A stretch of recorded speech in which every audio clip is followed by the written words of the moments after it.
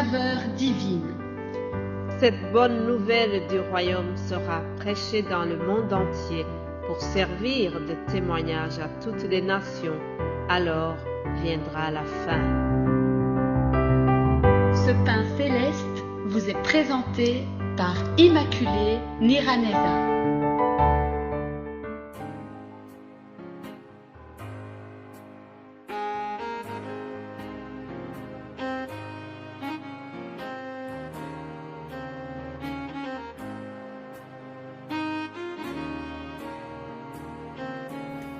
Je vous salue très chers amis qui écoutent l'émission Saveur divine.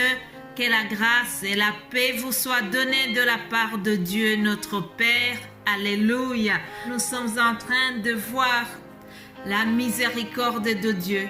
Vous savez que depuis lundi, nous sommes partis sur ce psaume 118.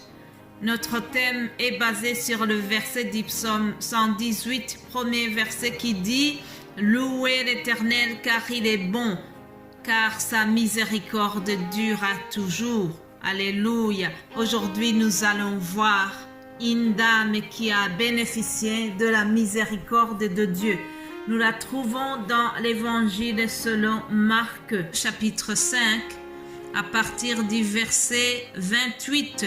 Car elle disait, « Si je puis seulement toucher ses vêtements, je serai guérie. » Au même instant, la perte de sang s'arrêta et elle sentit dans son corps qu'elle était guérie de son mal.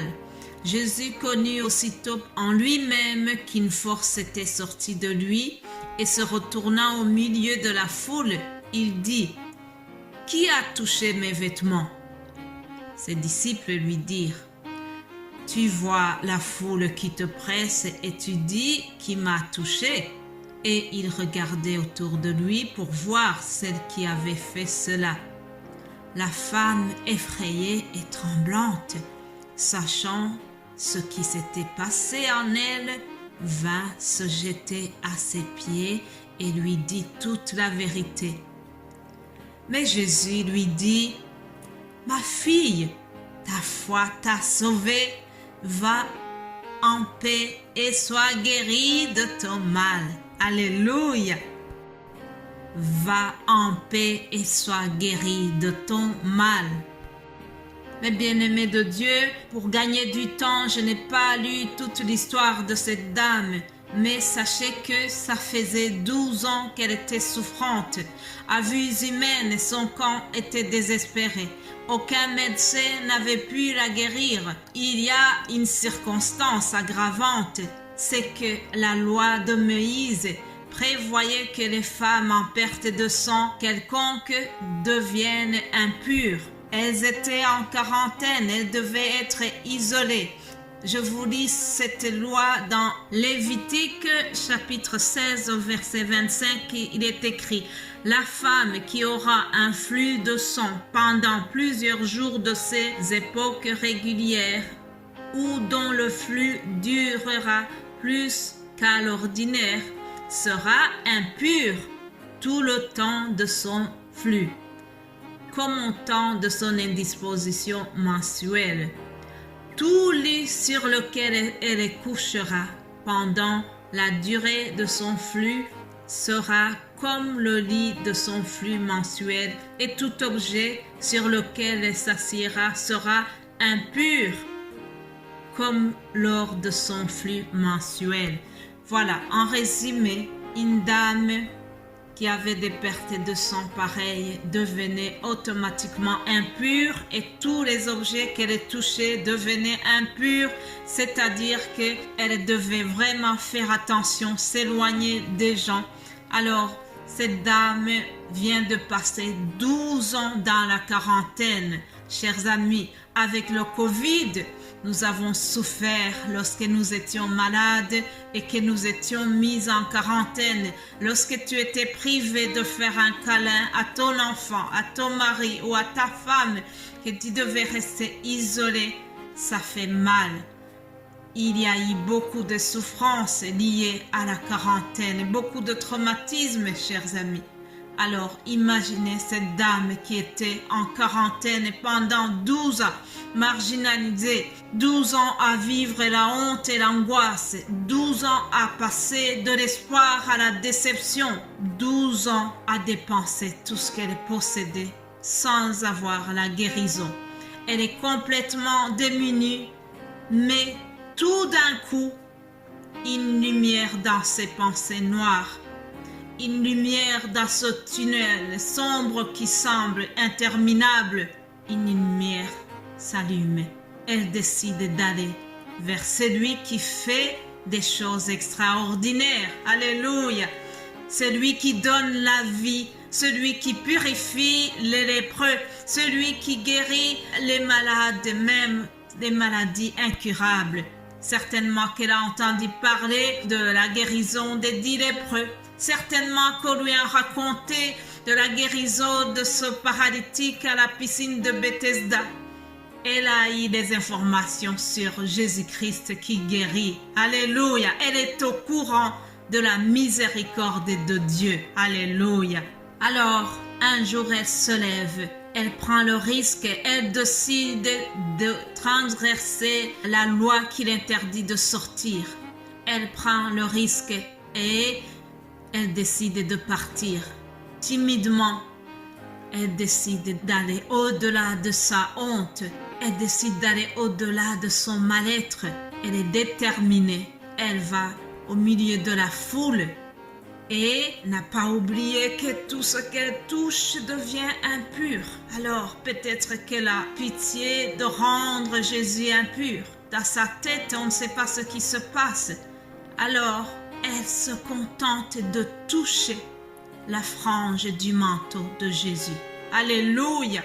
Elle est convaincue que même en touchant faiblement le manteau de Jésus, il peut y avoir quelque chose. Quelle foi extraordinaire, mes amis! Et Jésus a répondu à sa foi. Par le simple toucher, le simple contact à Jésus, ce toucher a transmis la guérison immédiate. Alléluia! La Bible nous dit que aussitôt Jésus a senti une force qui était sortie de lui. Alléluia! Je prie que la force de Jésus sorte de lui pour nous atteindre.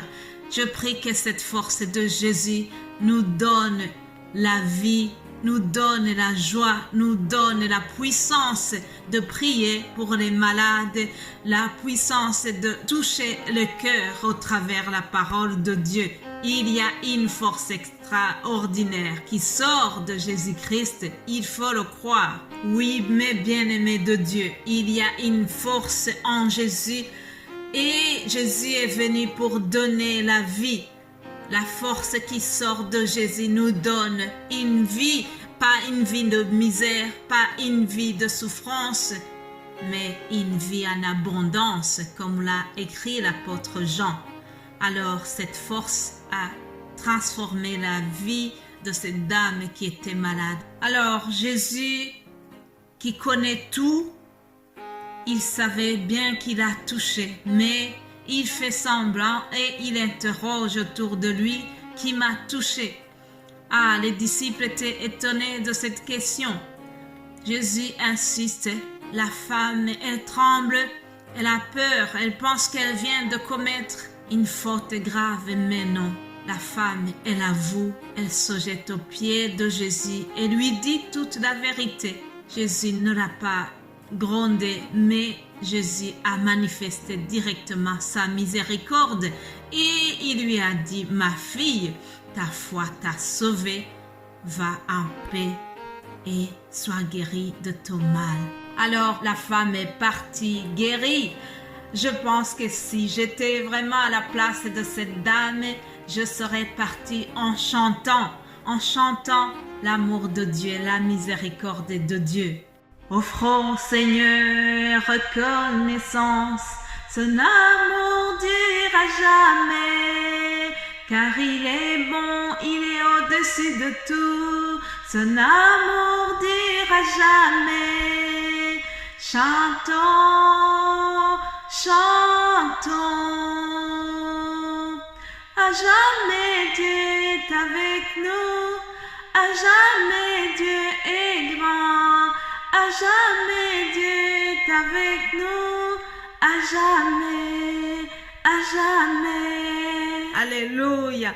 Offrons au Seigneur Jésus-Christ notre reconnaissance, car son amour dure à jamais, sa miséricorde dure éternellement. Ce que Jésus a fait pour cette dame, aujourd'hui il le fait encore, car il ne changeait pas et son amour, sa miséricorde dure éternellement. Soyez bénis au nom de Jésus-Christ. Amen.